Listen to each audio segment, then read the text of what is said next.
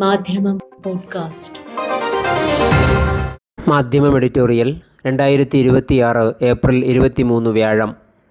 അമേരിക്കയിലേക്ക് കയറ്റുമതി ചെയ്യുന്ന ഇന്ത്യൻ ഉൽപ്പന്നങ്ങൾക്ക് താങ്ങാനാവാത്ത ചുങ്കം ചുമത്താനുള്ള ട്രംപിൻ്റെ പ്രഖ്യാപനത്തോടും പരമാവധി വിധേയത്വത്തോടെയായിരുന്നു നമ്മുടെ സർക്കാരിൻ്റെ പ്രതികരണമെന്ന വസ്തുത തുറന്നുകാട്ടുകയാണ് ഇന്നത്തെ എഡിറ്റോറിയൽ.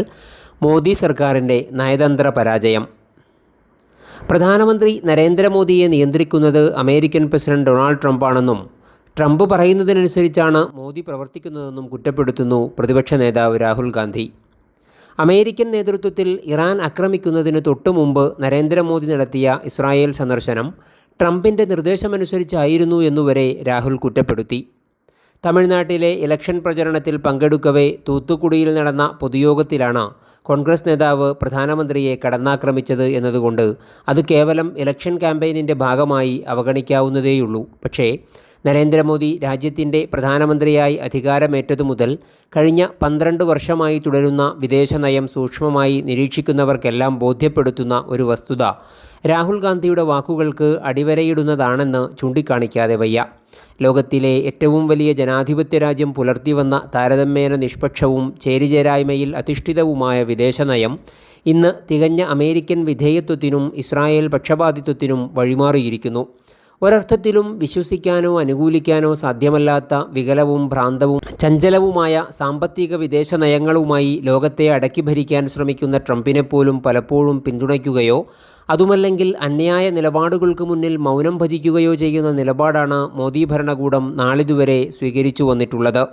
പഹൽഗാം ഭീകരാക്രമണത്തിന് തിരിച്ചടിയായി ഇന്ത്യ നടത്തിയ ഓപ്പറേഷൻ സിന്ദൂർ പൊടുന്നനെ നിർത്തേണ്ടി വന്നത് താൻ കൽപ്പിച്ചിട്ടാണെന്ന് ട്രംപ് നിരന്തരം അവകാശപ്പെടുമ്പോൾ അതിനുപോലും നേർക്കുനേരെ മറുപടി പറയാൻ മോദി സർക്കാർ മടിക്കുന്നു.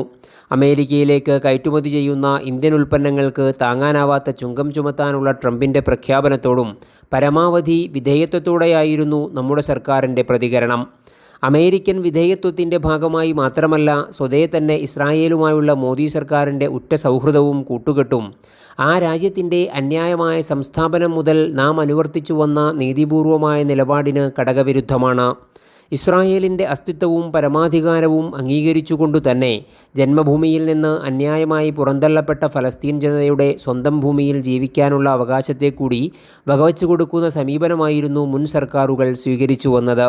മോദി സർക്കാർ ഇത് നിരാകരിക്കുന്നതായി പരസ്യമായി പറയാതെ ഫലസ്തീൻ ജനതയെ ഉന്മൂലനം ചെയ്യാനുള്ള ആസൂത്രിത പദ്ധതിയുമായി അമേരിക്കയുടെ പൂർണ്ണ സഹകരണത്തോടെ നെതന്യാഹു ഭരണകൂടം നടത്തിക്കൊണ്ടിരിക്കുന്ന കൊടും ക്രൂരതകളെ നിശബ്ദം പിന്താങ്ങുകയാണ് ചെയ്യുന്നതെന്ന് ലോകത്തിന് ബോധ്യപ്പെടുന്ന തരത്തിലാണ് സമീപനം.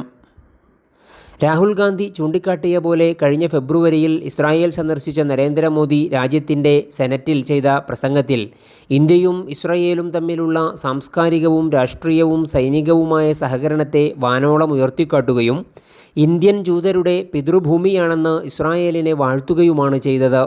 ഗസയിൽ ഇസ്രായേലിൻ്റെ നരനായാട്ട് മോദി സ്പർശിച്ചില്ലെന്നതോ പോകട്ടെ, നെതന്യാഹുവിൻ്റെ മുൻഗാമികൾ ഒപ്പിട്ട ഓസ്ലോ കരാറിൽ വ്യവസ്ഥ ചെയ്ത വെസ്റ്റ് ബാങ്കിലെ ഫലസ്തീൻ ഭൂപ്രദേശത്തു നിന്നു പോലും ആ ജനതയെ മൊത്തം തടവിലിട്ടും നാടുകടത്തിയും അവരുടെ വീടുകളും ആരാധനാലയങ്ങളുമടക്കം ബുൾഡോസർ പ്രയോഗിച്ച് നിലംപരിശാക്കിയും തുടരുന്ന നരനായാട്ടിനെക്കുറിച്ച് ഒരക്ഷരം ഉരിയാടിയതുമില്ല. 2023 ഒക്ടോബർ മുതൽ ഇതേവരെയായി 1500 കുട്ടികളടക്കം 18,500-ൽ പരം ഫലസ്തീൻകാരെ ഇസ്രായേൽ ജയിലിലടച്ചിട്ടുണ്ട്. ഏറ്റവും ഒടുവിലാകട്ടെ അവരിൽ പലരെയും വിചാരണ പൂർത്തിയാവാതെ തന്നെ വധശിക്ഷയ്ക്ക് വിധേയമാക്കാനുള്ള നിയമവും നെതന്യാഹു ഭരണകൂടം ചുട്ടെടുത്തിരിക്കുന്നു. നീതിയും നിഷ്പക്ഷതയും മനുഷ്യത്വവും കളഞ്ഞുകുളിച്ചുകൊണ്ടുള്ള ഈ വിദേശനയത്തിൻ്റെ സ്വാഭാവിക ഫലമാണ് ഇപ്പോൾ ഇറാൻ അമേരിക്ക ഇസ്രായേൽ യുദ്ധം അവസാനിക്കാനുള്ള നയതന്ത്ര നീക്കങ്ങളിൽ പങ്കുവഹിക്കാനാകാതെ ഇന്ത്യ മഹാരാജ്യം നിഷ്ക്രിയമായി നിൽക്കുന്നത്. ഇറാൻ ആകട്ടെ പാകിസ്ഥാനോട് അകൽച്ച പാലിച്ച് ഇന്ത്യയോട് സൗഹൃദവും പ്രതിബദ്ധതയും പുലർത്തി വന്ന രാജ്യമാണ്.